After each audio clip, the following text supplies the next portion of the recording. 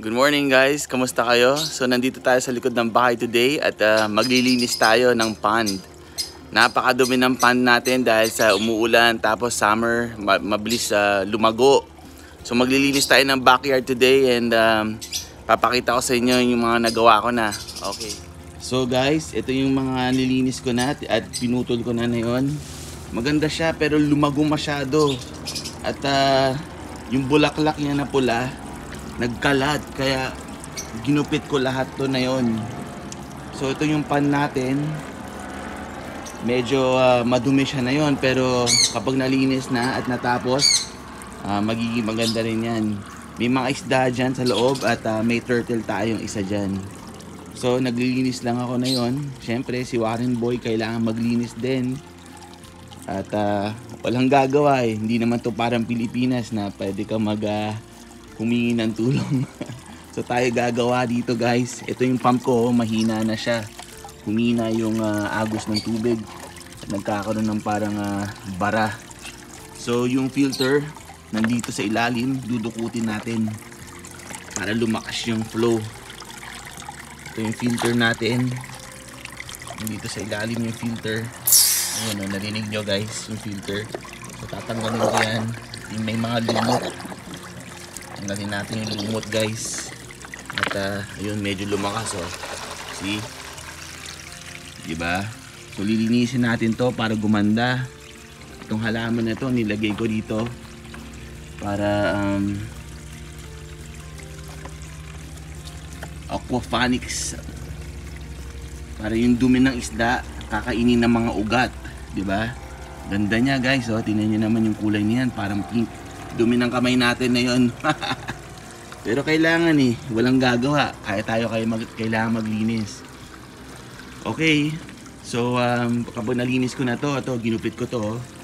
Nakikita nyo, meron akong solar dito, kaya lang hindi na lumalabas dahil natakban na siya. Kaya ginupit ko. Ito yung file natin. So maglilinis ako ng backyard, tapos papakita ko sa inyo tong pond. Okay guys.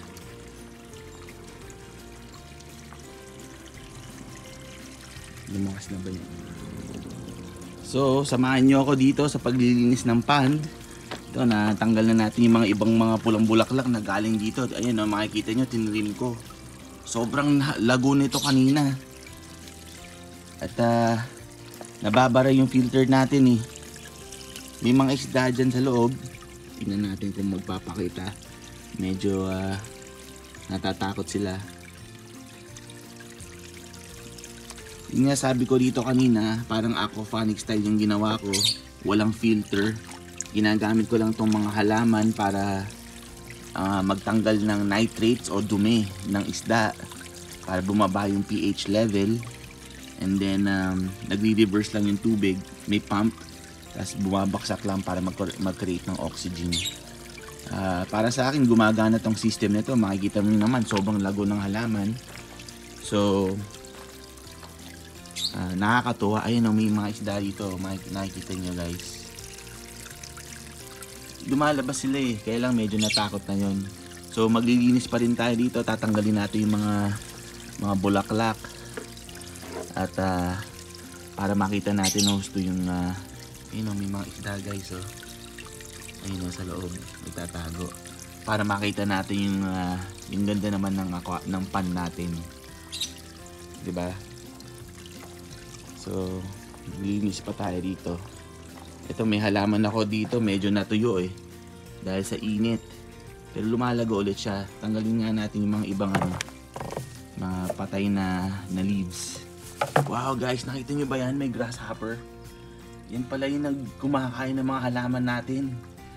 Man, kaya pala puro makikita yung mga butas yung halaman. May grasshopper guys, ang ganda. Kulay green. Wow, it's a nice one. Siguro dyan siya nagtatago. So lilinisin natin muna to at papakita ko sa inyo kapag natapos na tayo. Dinagdagan ko ng konting tubig kanina kaya nandito yung hose. Ayun may mga isda. Sana magpakita yung pagong. May pagong tayo dyan na maliit eh. Okay guys, mamaya na lang. Maglilinis muna ako.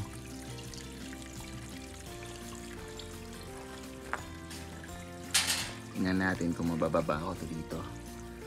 Para habang naglilinis, nandyan din kayo, kasama ko kayo.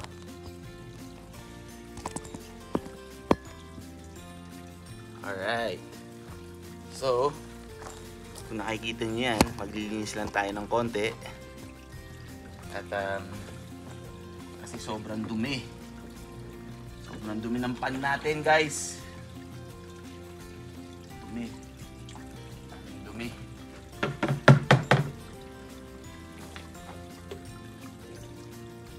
Ganda nitong bulaklak talaga na to na pink. Maganda. Isipin natin ito ng konti. Yun. Ang daming dumi. So kayo ba, mahilig kayo sa mga animals or pond or fish? Kasi may alaga din ako mga ibon dito eh. Papakita ko sa inyo. Sa ibang video naman. Pero may mga alaga tayong mga ibon.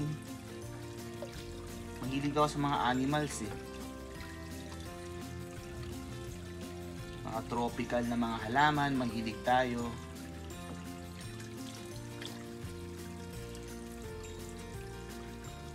Daming dumi.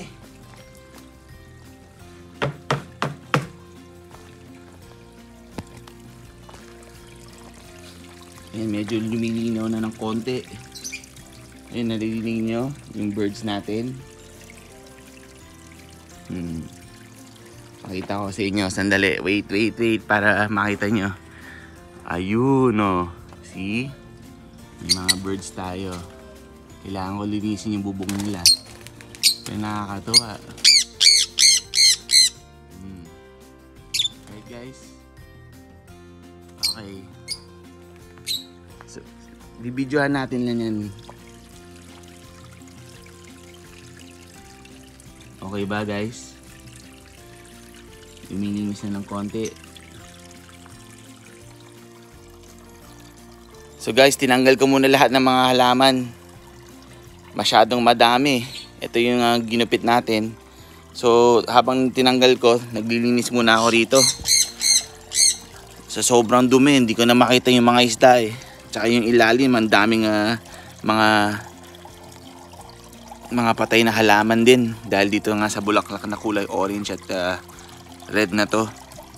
So maglilinis muna tayo dito para yung mga isda natin makita natin, hindi natin makita eh. Nakakaawa naman, baka mamatay sa sobrang dumi ng tubig. Ang dami pa namang isda dito sa loob. Siguro may mga at least mga 10 nandito sa loob. Hindi ko makita. Ayun o. Iba-ibang kulay eh. May mga itim pa nga ako rito kaya mahirap makita eh. Sana buhay pa sila. So tatanggalan muna natin ng dumi. Ito medyo luminis na ng konti. Ang daming dumi. Sayang naman itong mga halaman. Ayoko naman itapon. Siguro gugupitin ko muna yung mga patay na. Yung mga kulay brown. Para mabuhay siya. Pero maganda tong pan natin eh. Maliit lang. Simple. Okay, mamaya na lang. Okay guys, ito na itsura ng pan natin. Medyo madumi kasi syempre nagalaw yung ilalim. Pero natanggalan na natin ng mga bulaklak at yung mga patay na halaman na bumabaksak. Medyo hindi ko alam kung ilalagay natin lahat ulit to. Baka putulin ko yung mga ugat. Kasi yung mga iba ang hahaba ng mga ugat eh. Oh, nagsama-sama na eh. Baka putulin ko muna yung mga ugat. Tulad nito, ang haba oh.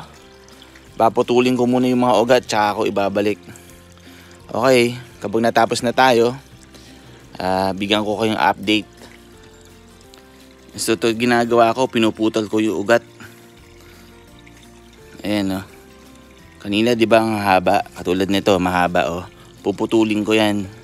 Tsaka ako ibabalik dun sa pan natin. Kaya may mga bulaklak pa rin nakasama eh. Kaya maglilinis pa rin tayo. Pero magaganda yan. Mga 1 week. Malinaw na naman yan. Ay naglalabasan yung mga ibang isda. Yung mga goldfish dyan, tapos may mga fancy mga goldfish. Yan ang tatago. Hindi ko pa nakikita yung mga itim nating goldfish eh. Mga fancy. Ito, grabe to. Ang bilis humaba nito eh. Okay. So guys, ito na yung linis natin. Binalik ko na yung mga kailangan ibalik. Tapos yung mga iba, tinapon ko na syempre.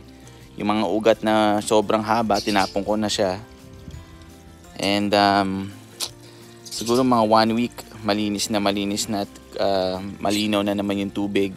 Pupunuin ko ulit yung pond kasi sobrang init dito ng past couple weeks. Medyo nag-decrease yung tubig. So what do you guys think? Let me know. I think it came out okay. Maglilinis pa rin tayo. Ito, tinanggal ko na yung mga patay na leaves. Marami pa rin tayong kailangan gawin. Never ends. Here's the trash. So we just keep on going. Linis pa rin ng linis. Tapos ito, kailangan ko rin linisin to yo. Ito yung parang walkway natin dito. Kailangan ko pa rin linisin. Medyo na lagyan ng walkway ng mga mulch dahil sa hangin. Tsaka kay Dublin, mahilig tumakbo dito sa backyard eh. So give it about a week and we'll see how it goes. Okay, I'll keep you updated guys dito sa pond natin. What do you guys think? Let me know. Ganda ng hangin na yun, no? Ng panahon, it's not too hot. Alright, here's the waste. Okay guys. Okay guys, so naglinis ako ng konti dito. Tinanggal ko yung mga dumi-dumi na inaano ni Dublin eh. Tumatakbo kasi, so may mga halaman pa rin tayo dito. Hilig tayo sa mga tropical eh. Tapos yung mga weeds, I needed to remove the weeds. So I'm not finished yet. Ayun na, may mga halaman pa tayo ron. And tingnan nyo to guys, ito yung mga halaman ko dito sa may backyard. Tapos meron tayong banana tree dito. Ang ganda nitong banana tree nito guys. Tingnan nyo, lumago na ng gusto. Tanggalin nga natin to.